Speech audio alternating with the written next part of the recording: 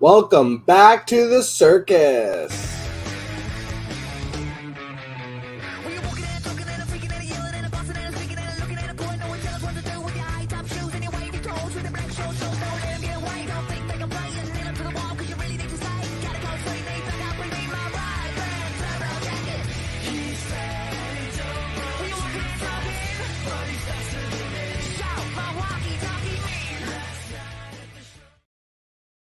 Hello and welcome back to Monday Mayhem. Hopefully you guys had a great weekend, unless you were a Bijan Robinson owner and then Arthur Smith gave you a big old fuck you. Let's get right into it. What did I get wrong this week? I'm stupid, you're smart. I was wrong, you were right.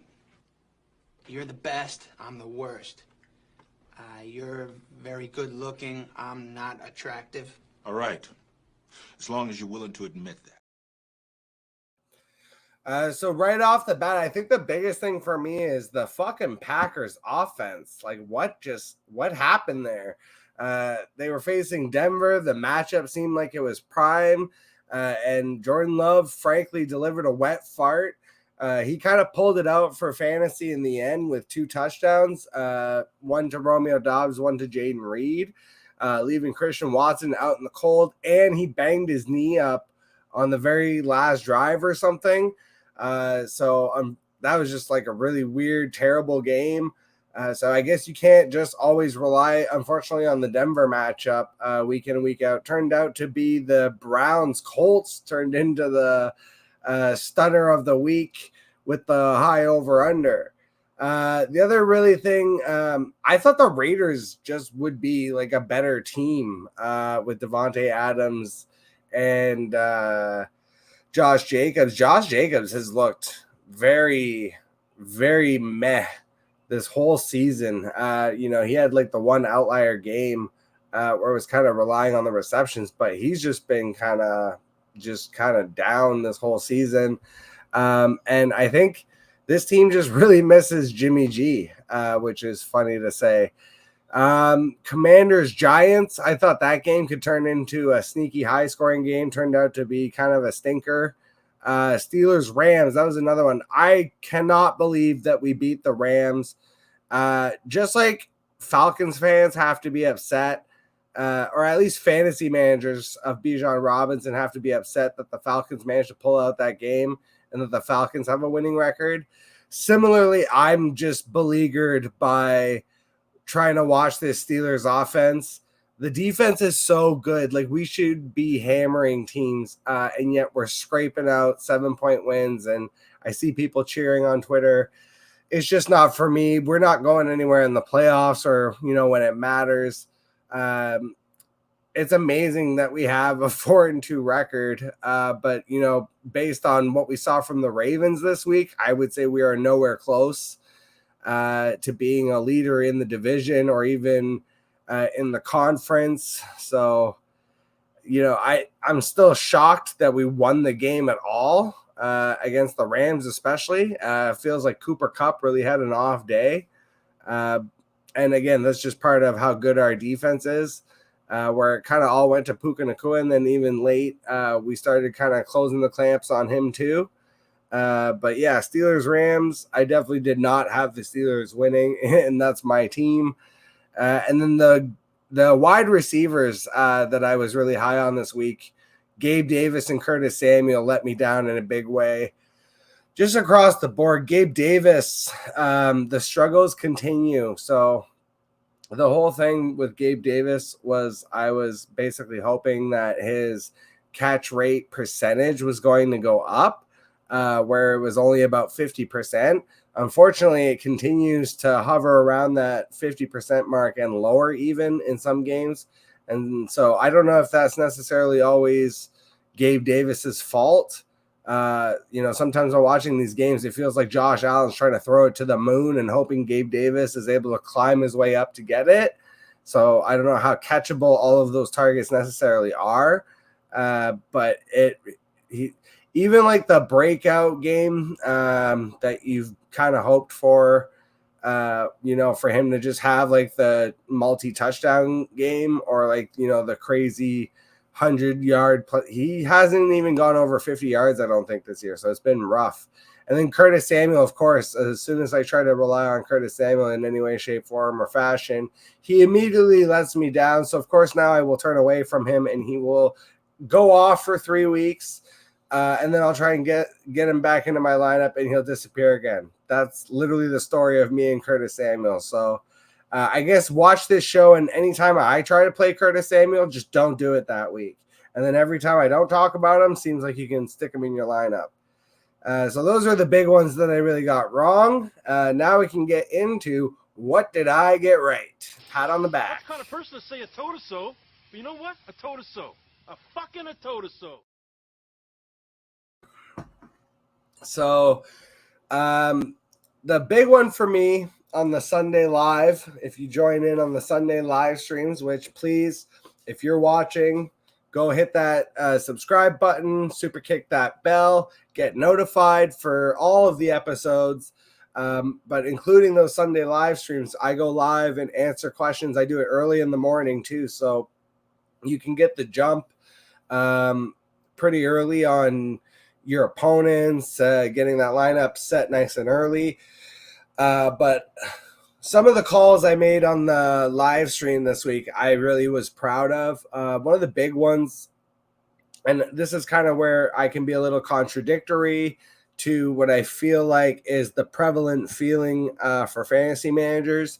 So the question, again, this was obviously before the games ran, Deonta Foreman or Rachaad White in the polls. There was only a couple of answers, but they were all for Rachaad White. And I immediately was like, no. Atlanta defense is like a good defense. They have relied on the run game and defense. It's kind of been Arthur Smith's style. That's why people have beleaguered the usage of Drake London and Kyle Pitts, who we'll get to in a little bit. But that's why I was saying temper expectations on Rachaad White, who has had all of the usage in the world, but hasn't kind of really lived up to the expectations. Whereas I saw the usage from Deonta Foreman last week, and it didn't really translate into a great fantasy game, but I saw it coming against the Raiders defense, where I still thought that the Raiders were going to win. But I saw Deonta Foreman having a nice game. I didn't expect him to blow up like he did. That's not what I'm saying. But I was kind of expecting like 80 and a touch, and he went for 100 plus all-purpose, and like I think he had 3 touchdowns in the game. So he smashed. He was the number 1 running back on the week. So that was just like nice little call by me. And I had him over like all of kind of the auxiliary running backs. And even, even though Najee Harris technically had like a decent game, I had him over Najee Harris and all that level of running back. Deonta Foreman was nice. Josh Downs, that was a big one too. I had him on the waiver list actually. So if you're been watching, and the waiver thing kind of floated in and out of Monday Mayhem, where I was going to do it separate, and I've kind of gone back to including it at the end of the show. That's what I'm going to be doing today. So we will hit some waivers later, but on the last waivers, Josh Downs was one of my favorites for wide receivers, and he smashed this week. That was awesome. I had him in a lot of my lineups, except of course my most important fucking league. That's how it always goes, where it's like, you get to a point where you play in too many leagues. I've got 19 football leagues officially, 19. I think I counted either dynasty or redraft. And then I think there's 1 best ball on sleeper in that too. The rest are all best ball on underdog, and there's tons and tons of those. But sticking to the sleeper leagues and the 1 Yahoo league, I've got 19 total. And the problem with that is, like, out of 7 leagues, there was 1 where I'm very wide receiver rich. I didn't play Josh Downs. I ended up playing Curtis Samuel. Hate my life. Gonna end up 2-5 in that league, and it's probably one of my most important leagues. It's one that I commish. It's one where the person in last place gets excommunicated for 1 year, and the grand prize is $1,000. So a very heavy league, a lot big stakes. $1,000 might not be a lot to everybody, but it's a lot to me. So it is what it is. I mean, even if I was like rich, I'd still be like $1,000 is a decent prize for a fantasy football league. So, if you're like all hoity toity, oh, I play for 10th. All right, cool for you. All right. Not everyone's playing for crazy stakes. I don't know. Honestly, tons and tons of managers out there playing for $1,000 in a single league, and I've got a couple of them going. So I don't do like the craze. There's some. And hey, if you do them and you got the money to ride on, $500, $1,000 entry leagues where the grand prize $10,000, something crazy like that, all the power to you. But anyways, that's getting like way off track of just getting it tied back into what I was saying. So Downs was a big call on the waiver wire and on the Sunday live stream. Kendrick Bourne was another one that I really liked, and he continued to be an asset for fantasy, especially in PPR leagues, but he also got the touchdown this week. There was a lot of questions of Lamar Jackson or Jordan Love, which I thought was hilarious. And I was a very big proponent of Jordan Love this week, and I was definitely wrong about that. I mean, he kind of, again, like I had mentioned, pulled it out for fantasy. But I thought he was going to smash. I thought all of Green Bay was going to smash, honestly. So I was very wrong about that.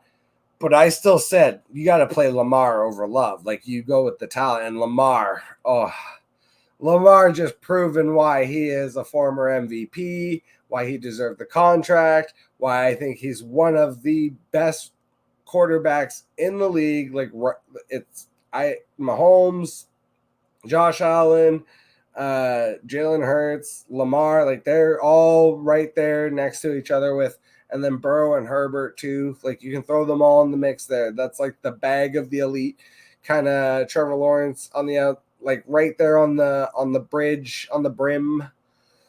So yeah, big Lamar week. And then Chiefs Chargers, that was the other one.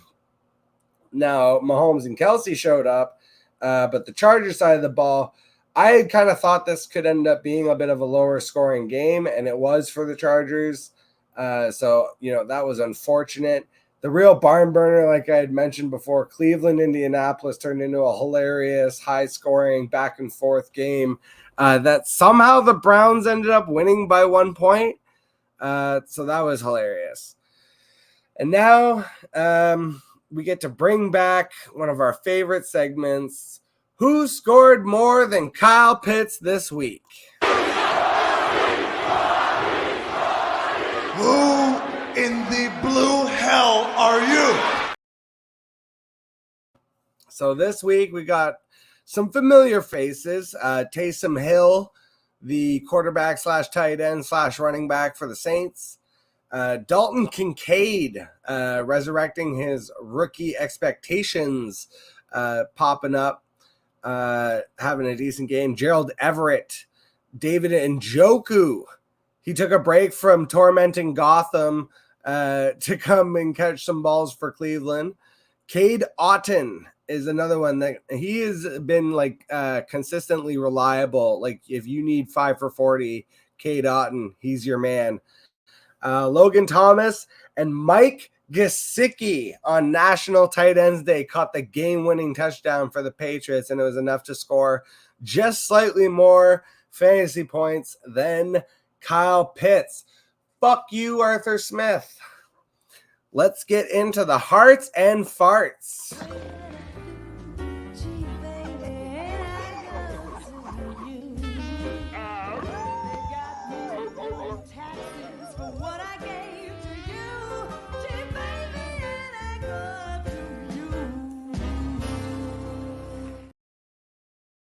So I already mentioned before, Lamar Jackson absolutely smashed Action Jackson.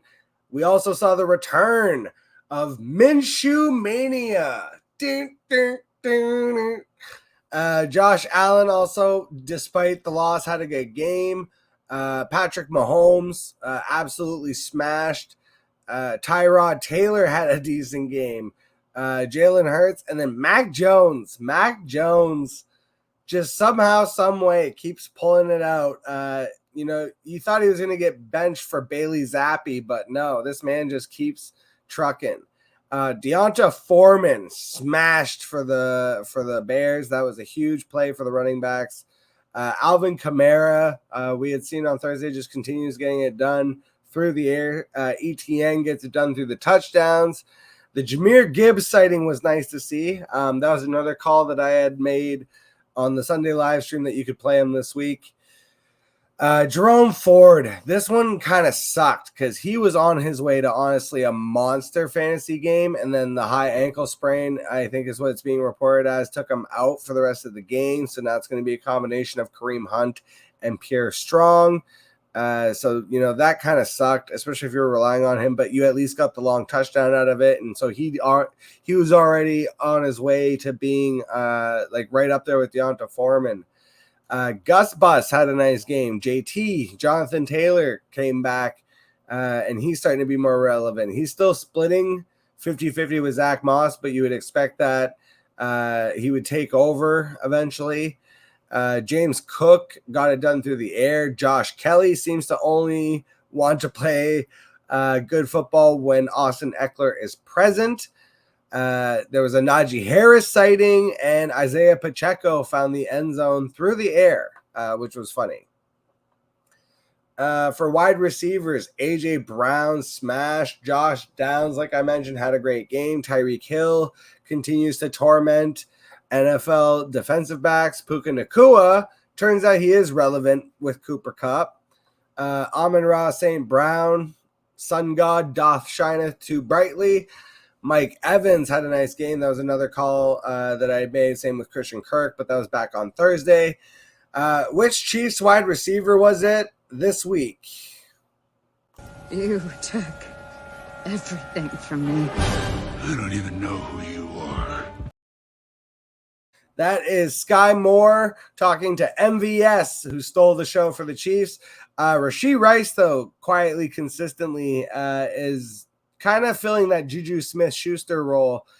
So I do like him as an every week play. Cortland Sutton has quietly been getting it done. Josh Palmer. Actually, that Josh Palmer should have been on my list of stuff I got wrong. He ended up having a nice game. Caught a couple long ones. Didn't get the touchdown. He had touchdown, but he had 5 catches and over 125 receiving yards. Michael Pittman caught that long 75-yard touchdown. Jacoby Myers just getting it done all year long. He's been crazy good.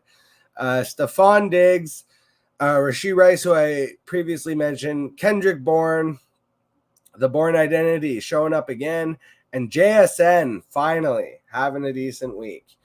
And then the tight ends showed out on National Tight End Day. Travis Kelce, Darren Waller, Mark Andrews, Dallas Goedert smashed. Taysom Hill, Dalton Kincaid, Gerald Everett had good games. And even Sam Laporta, David Njoku, and Evan Ingram got enough to kind of, hit their floor.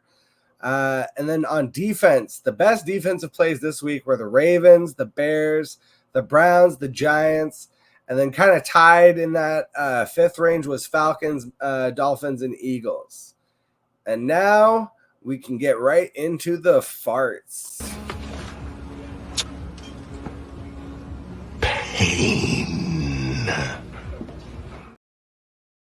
Justin Herbert. The Chiefs defense is for real. I mean, Drew Tranquil got revenge and had a big sack. And this was what I was concerned about. Chiefs defense, especially at home, they are a tough matchup. Tua also struggled against the Eagles. Ironically, the Chiefs and Eagles both scored the same amount of points, and their opponents scored the same amount of points. I think both games, if I remember correctly, were 34-17. Sam Howell, that was kind of more just like a call I had made. I thought that he would have a better game against that Giants defense, but they showed up and shut him down. And then Jared Goff, there was a little bit of garbage time, but it wasn't enough to make him, a good fantasy play this week. He could actually end up costing me a matchup in one of my leagues where I'm actually doing really well if Brandon Ayuk does not get 27 fantasy points in full PPR, which, that's honestly, I feel like I have like a 40% chance only because Debo's not going to be playing. For running backs, Aaron Jones just still struggling after coming back from the injury. Whichever Rams running back that you tried to play that was not Darrell Henderson basically wasn't that great or was completely useless. Raheem Mostert finally, and just Dolphins running backs in general finally had a bad game. They came up against that vaunted Eagles rush defense. Austin Eckler is still struggling with the injury. That is a scary one, especially if it continues to linger. I had a trade in for him, and I actually went and pulled the trade just because I wasn't sure anymore about how his availability is going to be for the rest of the season. So that's kind of something to monitor. Josh Jacobs, again, continues to struggle. And then the big one, the slap in the face from Arthur Smith, Bijan fucking Robinson. Look how they massacred my boy.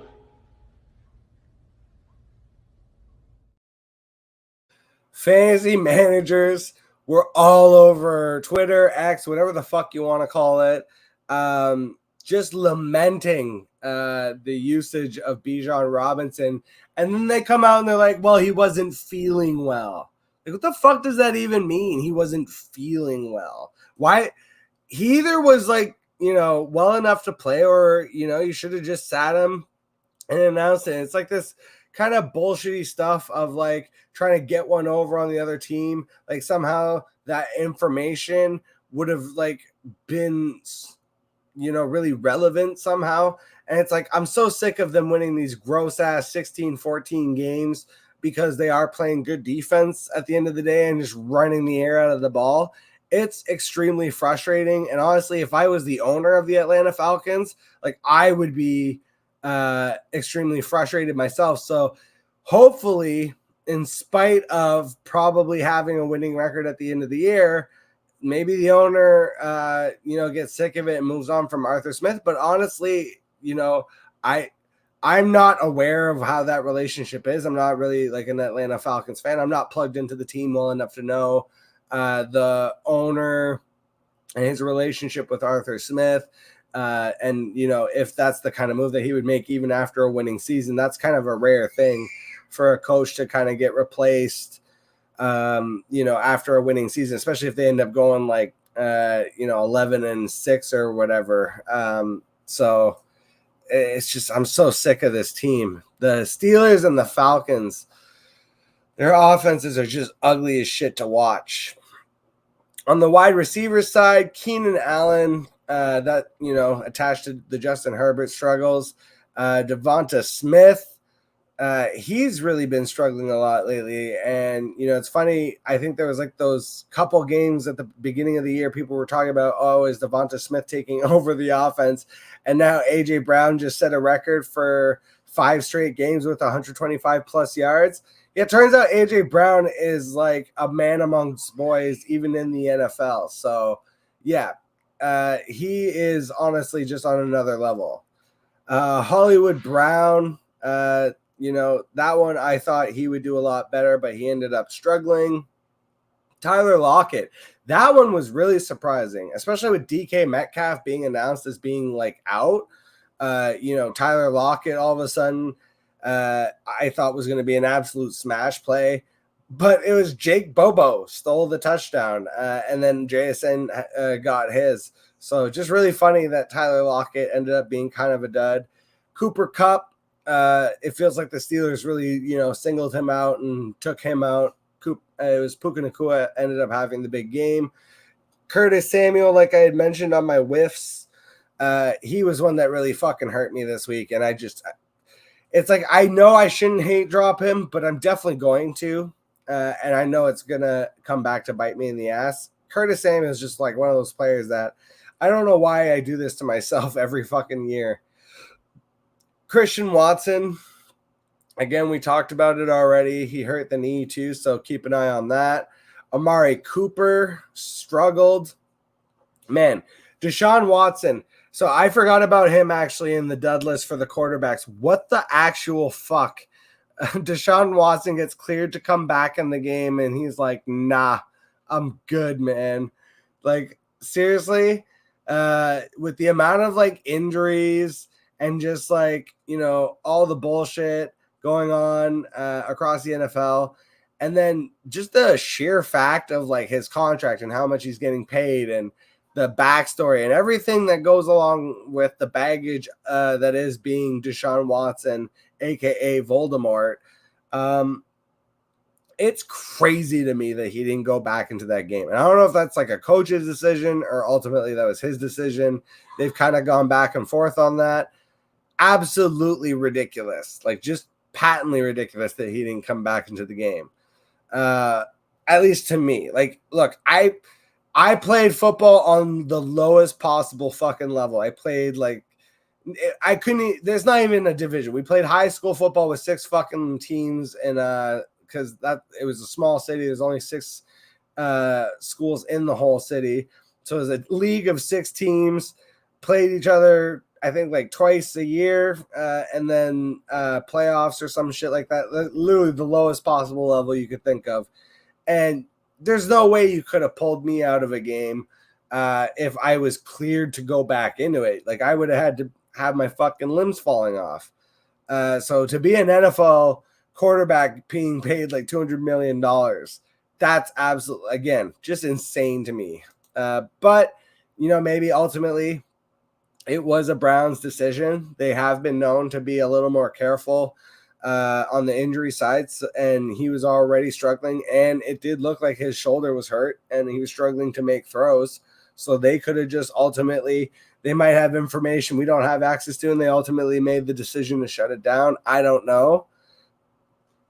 It's just weird to me that he was like cleared, and I don't know. This whole situation with Deshaun Watson this year, because it feels like the Browns are very ready to win football games, even in spite of losing Nick Chubb for the year, and yet Deshaun Watson just cannot seem to get it together. And even like, honestly, even before that, he just has looked like he's been struggling all year in the passing game. Like he can still be mobile and get it done a little bit on the ground, but he has not looked settled from the word go. Like, and sometimes it could be related to it does sometimes take quarterbacks, especially an extra year, or, you know, it just takes them longer generally to acclimate to specifically Kyle Shanahan and Kevin Stefanski style offenses. So that could be it too. But whatever it is, it's just brutal. And then Wan'Dale Robinson and Gabe Davis, those are the other ones.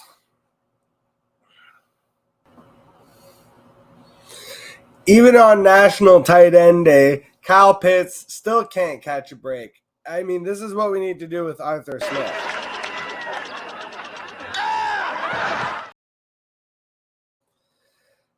Michael Mayer, that was another one. He struggled just like with the rest of the Raiders.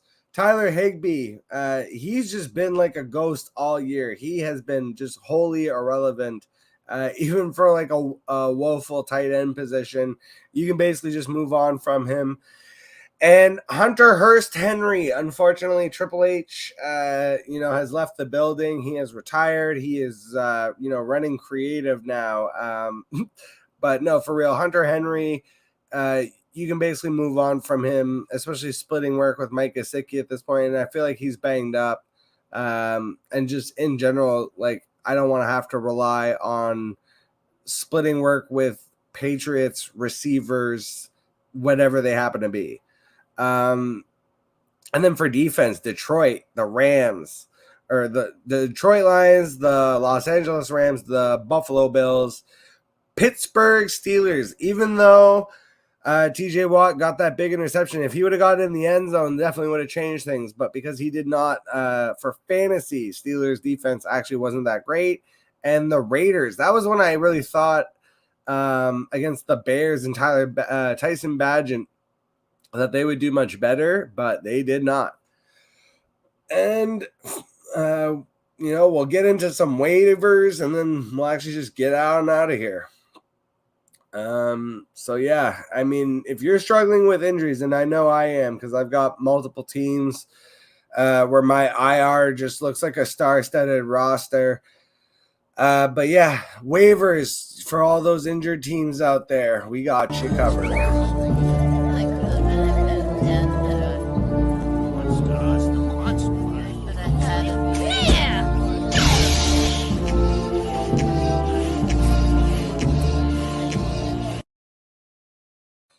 So for quarterback, Baker Mayfield ended up not being on the injury report, and he played.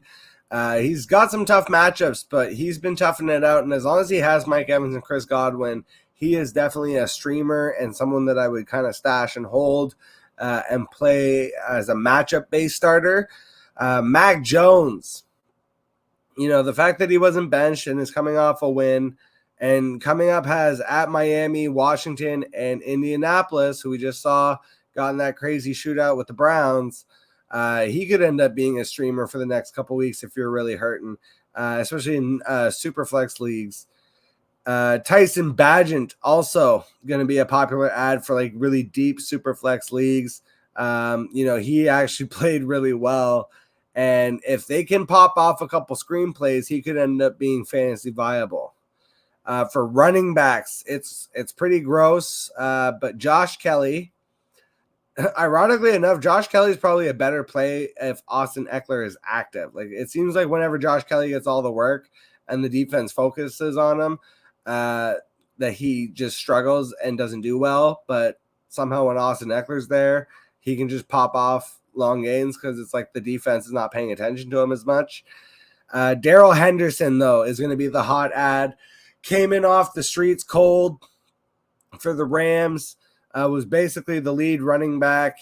And, with Kyron Williams on IR, it's going to be the Darrell Henderson show, basically until Kyron comes back. And then I actually think we're going to see kind of a gross split between them two. Amari DeMarcado, the running back for the Cardinals, he was a hot waiver ad. He might have got dropped because Damian Williams saw the work. Turns out they were just a week early because DeMarcado saw the work this week. So he might be worth a deep stash. Speaking of deep stash, Cam Akers, man, running backs are just abysmal right now. And, I would just kind of, especially if you can go out and grab Akers, kind of sneak him in, maybe see how that works out between him and Madison for the rest of the season. And Cordero Patterson is the other one. We saw the resurgence of Cordero Patterson. Now, maybe it turns out to be nothing with Bijan, but if Patterson kind of starts working his way back in somehow in the deepest of deep leagues, maybe just worth a bench stash. For wide receiver, he may not have actually been added, but Josh Downs definitely will be added after this week. And then it gets actually kind of gross after that. Kendrick Bourne, the Bourne Identity, is probably my favorite ad if he hasn't already been added in your leagues. And then behind him, Demario Douglas, the rookie for the Patriots, is kind of starting to emerge a little bit. If DK Metcalf misses again, Jake Bobo is worth a deep flyer and also just has a great name. Odell Beckham kind of turned the clock back a little bit, saw 7 targets, had 5 receptions, could be relevant in really deep PPR leagues. Cedric Wilson. So they are going to have a matchup where I think they're going up against the Patriots, if I'm not mistaken. And so if we see the kind of deal with Tyreek, maybe being monitored heavily by the Patriots and with Jalen Waddle struggling, we could actually see a little bit of a Cedric Wilson game. So he might be worth like a 1-week stream in deep leagues if you're really desperate. But it's bad for wide receiver, it feels like, on waivers this week. For tight end, Dalton Kincaid is definitely going to be a hot ad. He was dropped in lots of leagues. I know for a fact because I dropped him in at least 1 or 2 leagues where I drafted him as like my second tight end. And then Gerald Everett, if he's floating out there, worth an ad. Cade Otton he's just been quietly consistent as like kind of a low end floor play for tight end, just kind of getting 4 or 5 receptions a game from Baker Mayfield for the Bucks. And then for defensive streamers, now the Detroit Lions coming off probably their worst game of the season, just got slapped in the mouth by the Ravens. They're going to have a home game against the Raiders, who have been struggling. Now, I know Devontae Adams and Josh Jacobs, you're thinking, but they've been struggling as of late.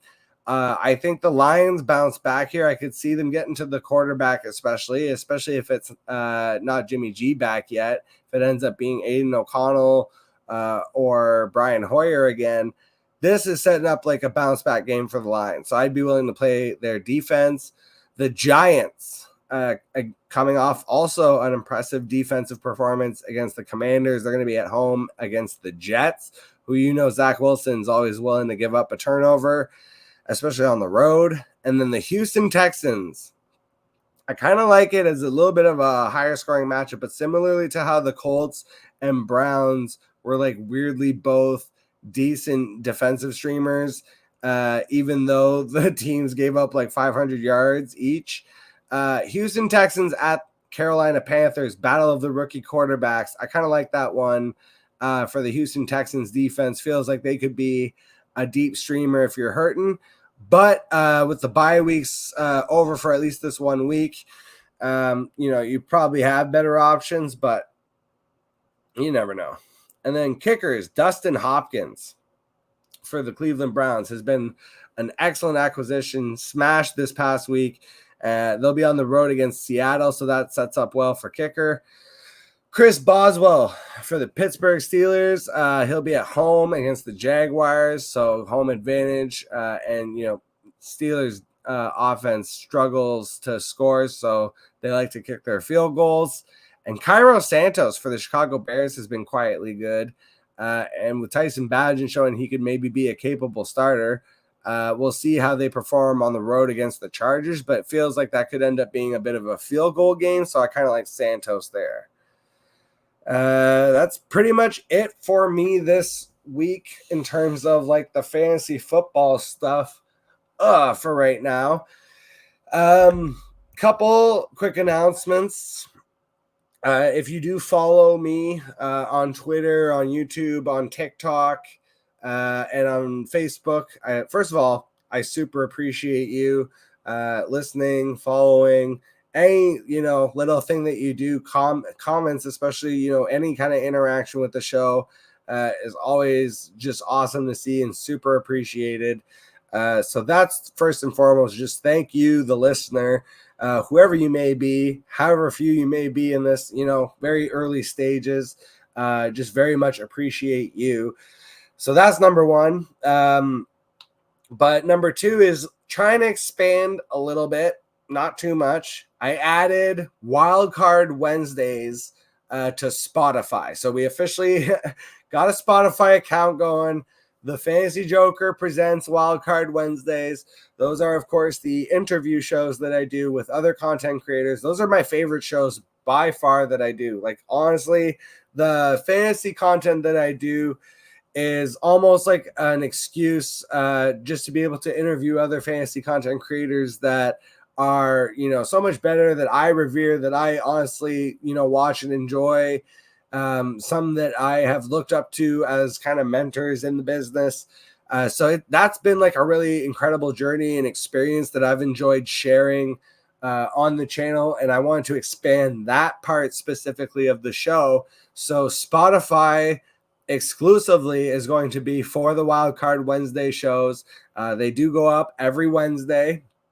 They're pre-taped, pre-recorded, but they're always unscripted, unrated, unfiltered. I like to get like a real peek behind the curtain at content creators that whether they're famous people that have been on TV or just regular content creators like myself grinding it out. Everyone's got like an interesting story. And again, just those general life topics, some of the silly, fun hypotheticals and the shit we get into.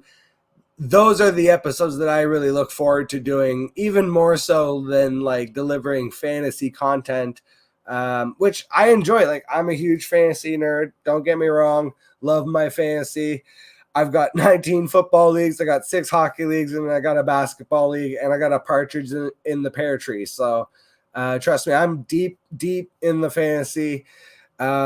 But I really enjoy just, human conversation and interaction and, sociology and psychology.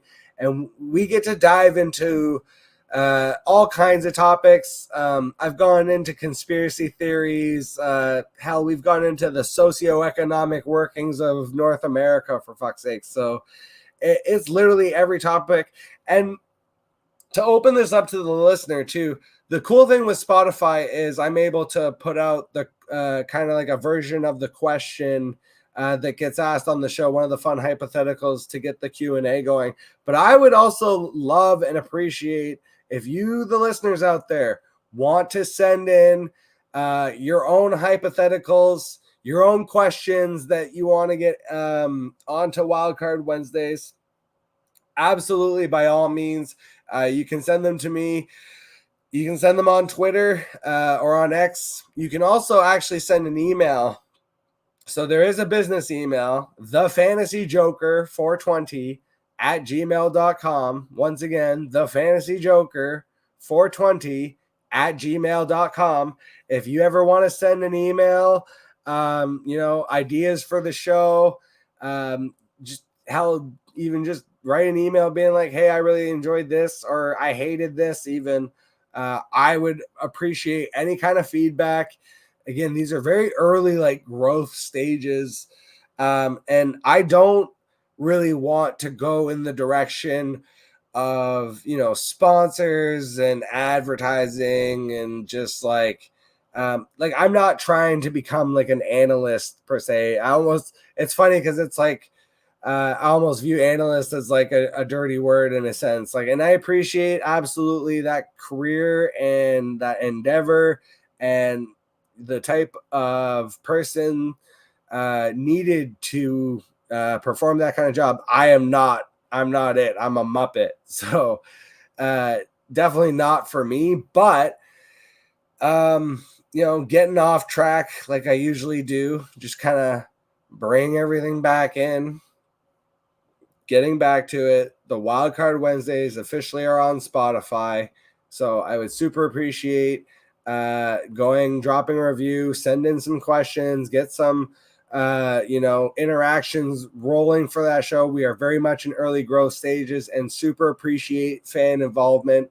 I keep saying we, like I'm talking about like some kind of weird third party thing, but I'm just talking about me and you out there, the listener. Like, again, a lot of these big shows, Pat McAfee show, the Fantasy Footballers, all those type of shows, they start with the hardcore fans, that really get into it and kind of help, grow and support the show. And I'm in those like super early stages. And I would love any kind of support and help from a fan like you out there. So go ahead, send an email, send in DMs, go find me on Facebook. I don't give a shit. Whatever it is, if you have an idea out there and you're like, I have an idea to contribute, but I don't necessarily want to start my own show, hell, hit me up. Maybe it doesn't work in the context of what I'm doing, but I will always be open to suggestion and constructive criticism. And hell, even if you want to just come in my DMs, tell me you hate my face, I'll appreciate that too. Cause Cat Williams said it best. Like, you got to get more haters every day. And if you ain't got nobody to hate on, feel free to hate on me. Tell me my hair ain't luxurious when you know it is, bitch. Oh, yeah. And with that, I will catch you all on the flip side. We have some new additions to the list of Joker, especially, a couple of these I found everyone on this list in some way, shape, or form, like I'm following on Twitter, I'm checking in on what they're doing for content. These are all fantastic content creators, whether it's for entertainment or for information. So make sure that you are checking in on all these people, because we are always smarter together. Surround yourself with people smarter than you. I always say that. Make sure you super kick that subscribe button, drop me a like, hit the reviews, fucking all the algorithm bullshit. I always appreciate it. Anything you guys can do to support the show always fucking helps. And again, now officially on Spotify for the Wildcard Wednesdays. We'll be coming at you with a Wildcard Wednesday this Wednesday, and also coming at you with a Thursday thriller and a Sunday live stream. So we're jam-packed with episodes this week. Thank you guys so much. And again, catch you all on the flip side. Oh, and to everyone who is new on the list, you just made the list. You just made the list! You just made the list! Oh my God. You just made the list! You just made the list! The stupid soccer mom's hair! You just made the list! Now, she's reporting her neighbor, who's ex-Catholic by her demand, and Larry's supposed to talk to. Well, she doesn't know what to do. She says we shot for her for Colleyville. Says she hates me ever since I arrived. Says I'm not allowed to go unheard. We got to a beach challenging in court. That I would not be an occupant of an assembly hall in her state. They're there to say that she's having fun. Not with yet this policy. Let's leave her say she's moved in. And that she just, she don't want the challenge. Here we go.